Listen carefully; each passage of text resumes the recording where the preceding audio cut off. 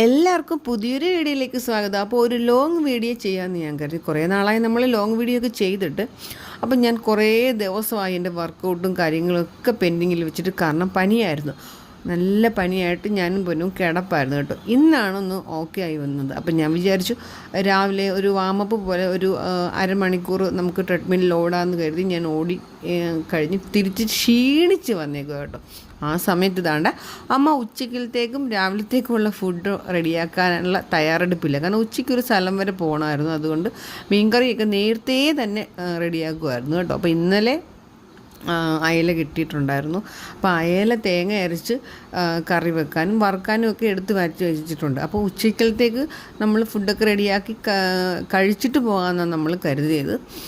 അപ്പം ഏകദേശം എല്ലാം റെഡി ആയിട്ടുണ്ട്. അപ്പോൾ അമ്മ എന്നോട് നേരത്തെ തന്നെ പറഞ്ഞു, ബ്രേക്ക്ഫാസ്റ്റിനുള്ള കറി നീ ഉണ്ടാക്കിക്കോണോ, ദോശയും നീ ചുട്ടോണമെന്ന് പറഞ്ഞു.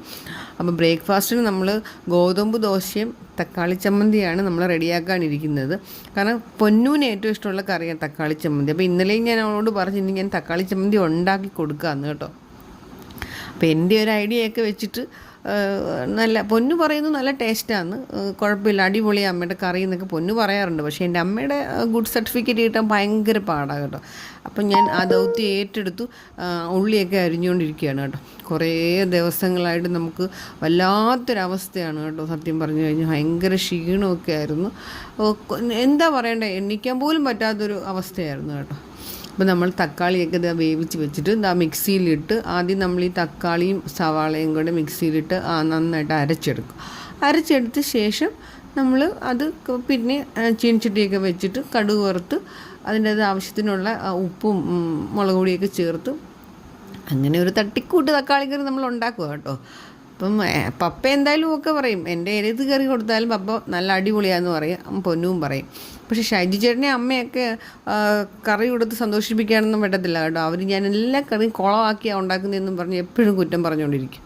അപ്പോൾ ഏകദേശം നമ്മുടെ കറിയൊക്കെ വെക്കാനായിട്ട് നമ്മൾ പോകും. അപ്പം ഞാൻ പറഞ്ഞു വന്നത് വേറൊന്നുമല്ല, ഞാൻ സത്യം പറഞ്ഞു കഴിഞ്ഞാൽ ഒരു 5 അല്ലെങ്കിൽ 7 ദിവസം, ഒരാഴ്ച കംപ്ലീറ്റ് നന്നായിട്ട് വർക്കൗട്ടിന് പോയി കഴിഞ്ഞാൽ പിന്നെ എനിക്കൊരു 10 ദിവസം ഞാൻ കിടപ്പായിരിക്കും. എനിക്കറിയത്തില്ല, കുറേ നാളായിട്ട് ഇങ്ങനെ തന്നെ സംഭവം, എന്തെങ്കിലുമൊക്കെ പ്രശ്നങ്ങൾ എനിക്കിങ്ങനെ വന്നുകൊണ്ടിരിക്കും. ഒന്നെങ്കിൽ അതായത് എൻ്റെ കാലിൻ്റെ അന്ന് ഗ്ലാസ് വീണ് മുറിഞ്ഞ ശേഷം കുറേ ദിവസം ഞാൻ കിടന്നായിരുന്നു. അത് കഴിഞ്ഞ് ഒന്ന് റിക്കവറായി തിരിച്ചു ചെന്ന് നന്നായിട്ട് വർക്കൗട്ട് ചെയ്ത് കഴിഞ്ഞ് അന്ന അവസ്ഥയിലായിരുന്നു എനിക്ക് പിന്നെ പനി പിടിച്ചത്. അത് പൊന്നൂരും പനി പിടിച്ചു. അങ്ങനെ ഒരു അതിൽ നിന്ന് ഇപ്പം ഒന്ന് മാറി വരിക. ഇനി എന്താണെന്ന് എനിക്കറിയത്തില്ല. ഇനിയെങ്കിലും നന്നായിട്ട് വർക്കൗട്ടും ഡയറ്റും ഒക്കെ നല്ല രീതിയിൽ പോകണം. നിങ്ങളെല്ലാവരും പ്രാർത്ഥിച്ചേക്കണം കേട്ടോ. കാരണം നമ്മൾ അത്ര ആത്മാർത്ഥമായിട്ട് ചെയ്യുന്നൊരു കാര്യമാണ് കേട്ടോ. വളരെ ഡെഡിക്കേറ്റഡായിട്ട് ചെയ്യുന്നൊരു കാര്യമാണ്. അപ്പോൾ നമ്മുടെ കറി ഇവിടെ റെഡി ആയിട്ടുണ്ട്, ചമ്മന്തിക്കറി. അപ്പോൾ ഇതൊരു അബദ്ധം പറ്റിയൊരു കഥയും കൂടെ ഞാൻ പറയും. അമ്മ എന്നോട് പറഞ്ഞു ഇരുമ്പ് ചീനിച്ചട്ടിയിൽ ദോശ ചുട്ടാൽ മതിയെന്ന്. പഴമയുടെ ഓർമ്മയ്ക്ക്, കാരണം ഇരുമ്പിൻ്റെ അംശം നമ്മുടെ ശരീരത്തിൽ എത്താൻ വേണ്ടി. പക്ഷെ എന്ത് ചെയ്യാനാണ്, നമ്മൾ വിചാരിക്കുന്ന പോലെ നടക്കില്ലല്ലോ. ഒരു ദോശ ചുട്ടു, പക്ഷെ രണ്ടാമത്തെ ദോശ ആയപ്പോഴത്തേക്കും ഇളകുന്നില്ല. പിന്നെ നമ്മുടെ നോൺ സ്റ്റിക്കിന് തന്നെ ശരണം കൊടുക്കണം. പിന്നെ രണ്ടാമത് നോൺ സ്റ്റിക്കിൻ്റെ ഫ്രൈ പാൻ എടുത്ത് വെച്ച് ദോശ ചുട്ടു. അപ്പോൾ അമ്മ പറഞ്ഞു നീ ശരിയായിട്ടൊന്നും നല്ല ഉണ്ടാക്കി, അതുകൊണ്ടായിരിക്കും. ഞാൻ പറഞ്ഞെങ്കിൽ പിന്നെ അമ്മ ഉണ്ടാക്കും, പക്ഷേ അമ്മ അതിന് എസ്കേപ്പായി പോയി കേട്ടോ. പിന്നെ നമ്മൾ നോൺ സ്റ്റിക്കിൻ്റെ അകത്ത് ദോശയൊക്കെ ഉണ്ടാക്കി കറിയൊക്കെ റെഡിയാക്കി പപ്പയ്ക്ക് കൊടുത്തു, അമ്മയ്ക്കും കൊടുത്തു. പൊന്നുവിനെ വിളിച്ചിട്ടില്ല, കാരണം പൊന്നു ക്ഷീണമായതുകൊണ്ട് ഞാൻ അവളെ വിളിച്ചില്ല. എന്നെക്കാട്ടിലും ക്ഷീണം അവൾക്കായിരുന്നു കേട്ടോ. സത്യം പറഞ്ഞാൽ എനിക്ക് വിഷമം വന്ന്, കാരണം അവൾക്കും കൂടെ പനി പിടിച്ച് സ്കൂളിൽ പോകാൻ പറ്റാത്ത അവസ്ഥയിൽ എത്തിയല്ലോ എന്ന് ഓർത്തപ്പോൾ നല്ല വിഷമം വന്നു കേട്ടോ. ഒത്തിരി ദിവസം ആബ്സെൻ്റ് ആയാലും പ്രശ്നമാണ്. അടിക്കടി അവൾക്കും ഇതുപോലെ പനിയും എന്തെങ്കിലുമൊക്കെ പ്രശ്നങ്ങൾ വരുന്നുണ്ട്. സംഭവം എന്താണെന്നൊരു പിടിയില്ല, അറിയത്തില്ല, എല്ലാം മാറുമായിരിക്കുമെന്ന് വിചാരിക്കുന്നു. അപ്പോൾ എനിക്കുള്ള ദോശയൊക്കെ ഞാൻ ചുട്ടു കേട്ടോ. ഇനി ഞാനുണ്ടാക്കിയ കറി എങ്ങനെ ഉണ്ടെന്ന് ഞാൻ തന്നെ ഒന്ന് ടേസ്റ്റ് ചെയ്ത് നോക്കട്ടെ. കണ്ടിട്ട് കുഴപ്പമൊന്നുമില്ല. ഞാൻ ഒരു ദോശയെ കഴിക്കത്തുള്ളൂ കേട്ടോ. കാരണം എൻ്റെ ഒരു കണക്കഥ, ഒരു ദോശ ഇഡ്ഡലി ആണെങ്കിലും ഒരെണ്ണം, ദോശയാണെങ്കിലും ഒരെണ്ണം, ചപ്പാത്തി ആണെങ്കിലും ഒരെണ്ണം.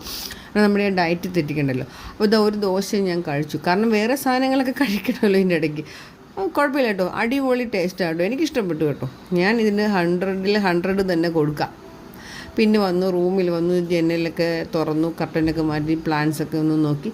പൊന്നു ഉണർന്നിട്ടില്ല. ഞാനപ്പോൾ അവളെ വിളിച്ചുണർത്താൻ പോവാം. Okay bye. ഇനി നമുക്ക് പുതിയൊരു വീഡിയോ ആയി കാണാം. Okay bye.